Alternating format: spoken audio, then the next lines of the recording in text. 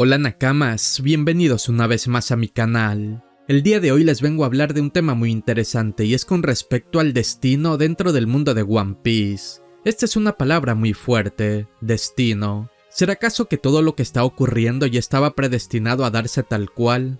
Uno de los temas que llamó también mucho la atención del último capítulo, el 1179, y que no haya sido la revelación de Imu, fue el flashback de todos los sucesos importantes desde la aparición de Xebec hasta la actualidad. Todo lo que ha transcurrido en este tiempo y que para el mismo Imu ya estaba predestinado. Por eso optó por ir a Elbaf pese a la negativa de los Gorosei.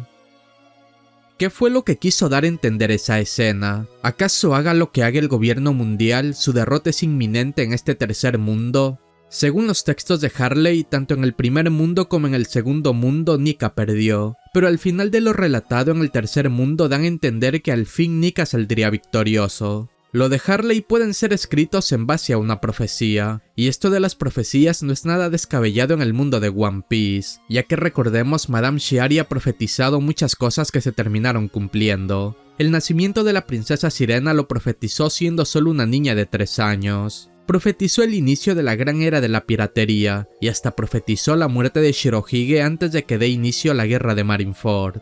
Aún falta que se cumpla una de sus últimas profecías, la destrucción de la isla Yoyin a manos de un hombre con sombrero de paja, por lo que más adelante es un hecho que se terminará cumpliendo. Asimismo, como estaba profetizado el nacimiento de los dos soberanos, la princesa Sirena y la otra persona de un mar lejano, todo lo que se ha visto en los textos de Harley serían profecías de miles de años. Todo lo sucedido en el siglo vacío se pudo dar sin que el verdadero enemigo, para nosotros la Alianza de 20 Reinos, haya sabido sobre estas profecías.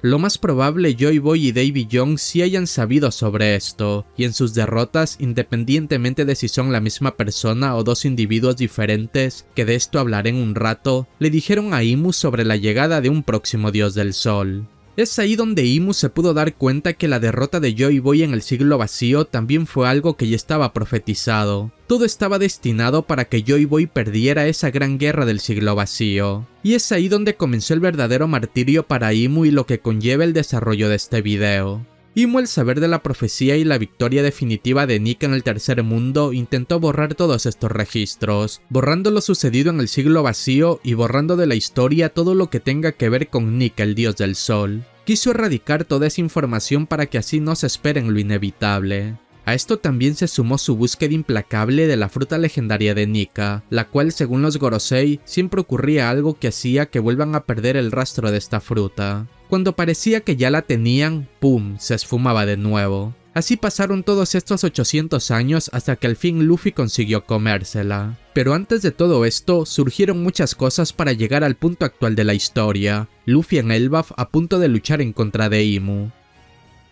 Todo esto, según el mismo Imu, estaba ya predestinado, por eso no tuvo más opción que él mismo ir al campo de batalla pese a la negativa de los Gorosei. ¿Acaso Imu ya se resignó a la profecía de Harley? Todo parece indicar que sí, se resignó a que la gran batalla que dividirá el mundo va a suceder, y esa batalla dará inicio cuando Imu luche nuevamente contra Nika y el Nidhogg, lo cual está forzándolo en Elbaf. Es más, si analizamos todo esto, la llegada de Imu a Elbaf sería su intento forzado de romper esta profecía, adelantando la batalla que dividirá el mundo en un escenario donde él tiene todas las de ganar, ya que el nuevo dios del sol aún no sabe el propósito que tiene que cumplir. Querría acabar con Luffy antes de que descubra su propósito. Si elimina a Luffy se acaba toda la profecía. Es más, diría que si elimina también a Loki todo se acaba, ya que según lo poco que hemos visto de Harley, Loki es fundamental para la liberación del mundo. Imu sabe esto, y también al ver el regreso del Nidhogg entendió que la profecía seguía su rumbo. Según la profecía recitada por Yarul, que también debe venir de Harley, dice: en el día de la tormenta de nieve relampagueante, una bestia gigantesca aparece cubriendo el cielo, y junto al ritmo de los tambores de la liberación, el dios del sol aparecerá. Fue aquí que Luffy y Loki aparecieron en el campo de batalla, y como digo, sería esta parte de la profecía que le hizo entender a Imu que toda esta profecía seguía su rumbo, por lo que con la derrota de Gunko actuó de inmediato y él mismo fue al campo de batalla a intentar acabar con todo esto de una vez. Ahora, ¿será que todo lo que ha sucedido estos últimos años ya estaba predestinado para la llegada del dios del sol? Todo parece indicar que sí. En los recuerdos de Imu, él comenzó con Sebek invadiendo Mary Joyce. Su aparición abrió camino a todo esto. Él fue el protagonista de God Valley, lugar donde aparecieron Teach, Shanks y Dragon. Se podría decir que por God Valley y la llegada de los piratas Rocks, Shanks se embarcó con la tripulación de Roger. Después recordó la ejecución de Roger, dando inicio a la gran era de la piratería, un suceso importantísimo en el mundo de One Piece y que a diferencia que con Sebek y God Valley, no pudieron borrar de la historia. Luego recordó el nacimiento de la princesa Sirena, Poseidón, y siguió con Shanks robando la fruta legendaria de Nika. Shanks, que era conocido como el chico del destino por los piratas de Roger, y que si vamos al caso, Shanks estuvo destinado a robar esta fruta para encontrar a su verdadero usuario. El que Luffy se la comiera fue algo que no estaba en los planes de Shanks. Es más, hasta el mismo Shanks pudo pensar que él mismo era el que debía comer esta fruta. El destino de Shanks lo llevó a robar la fruta de Nika y posterior a que Luffy se la coma desde que Sebek le declaró la guerra al gobierno, ya que como dije en el recuerdo de Sebek, sin los piratas Rocks en God Valley, Shanks se hubiese convertido en un tenryubito cruel y la fruta de Nika hubiese caído en manos del gobierno hace más de 12 años, dado que no había nadie para robarla. Después recordó a Harald y su muerte, preguntándose qué hay realmente en Elbaf. Seguido del descubrimiento que Loki era el capitán del barco pirata de la niebla y que justamente era hijo de Harald. Loki, como sabemos, es la otra pieza fundamental para la derrota del gobierno mundial. Luego recordó la muerte de Shirohige donde protegió a Luffy, y aquí fue la primera interacción con este Mugiwara preguntándose quién era ese sujeto. Allí Imu aún no sabía de la importancia de Luffy y por qué alguien como Shirohige dio su vida para protegerlo. Esto es clave porque hasta ese punto nunca hicieron algo determinante para detener de una vez a Luffy. Los Gorosei ya sabían de él, pero a lo mejor pensaron que él no se convertiría en un gran problema, llegando a despertar los poderes legendarios de Nika, y lo dejaron ser hasta que se convirtió en un verdadero peligro. Por estos recuerdos, tal parece Imu recién se enteró de la existencia de Luffy por la muerte de Shirohige, y para ese punto ya fue muy tarde así el gobierno actuara. Luffy volvió con un nivel ya muy alto, y su pelea contra Kaido lo forzó a despertar su fruta. Es hasta irónico que el mismo gobierno mundial que quería evitar que Nika regrese, forzó a su regreso con la intromisión de Garnick en la lucha de Luffy y Kaido.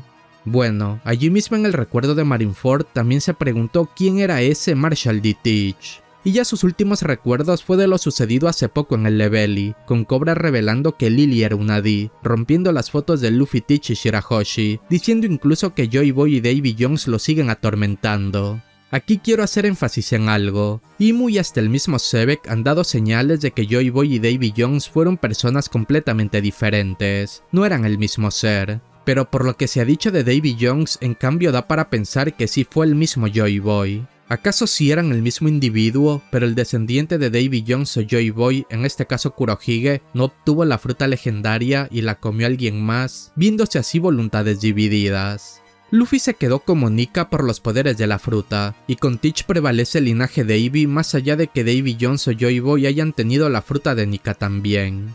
Todo está muy interesante referente a estos individuos. A lo mejor y Davy Jones proviene de una era aún más antigua que el mismo Joy Boy. Aunque esto no sé qué tan posible sea, porque Imu parece que también conoció a Davy Jones. Así que estaría interesante cómo Oda contará todo esto, si fueron la misma persona o dos individuos que existieron en la misma época y se opusieron a Imu. Por como se habla de Davy Jones, en caso de ser alguien más debió tener la misma importancia que Joy Boy, por algo se le ha estado dando mucho protagonismo últimamente. En fin, todo ya está predestinado, los sucesos que han ocurrido en el transcurso de estos 800 años eran inevitables, todo llevaba al regreso del dios del sol. Y ojo con algo muy importante que Imu pasó por alto, el resurgir de Emmet.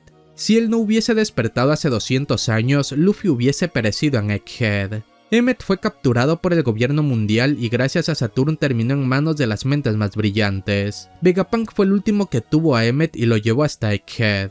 Gracias a que Emmet estuvo en Egghead y Vegapunk trabajara en la energía antigua, es que pudo despertar al oír los tambores de la liberación. Y por eso también Luffy sobrevivió. Sin Emmet los Mugiwaras hubiesen sido exterminados. Por eso también Imu se molestó tanto que eliminó a Saturn. Irónicamente, lo que hizo hace 800 años ayudó a que Nika sobreviva en la actualidad. Todo ha sido inevitable. Muchas gracias a todos los que llegaron a esta parte del video. Cualquier recomendación para futuros videos o cosas del canal pueden dejarla en los comentarios que con gusto las tomaré en cuenta. No se olviden de seguirme en todas mis redes sociales, ya que allí podrán estar al tanto de noticias en general de One Piece o de actualizaciones para el canal. Nos vemos en un siguiente video. Adiós.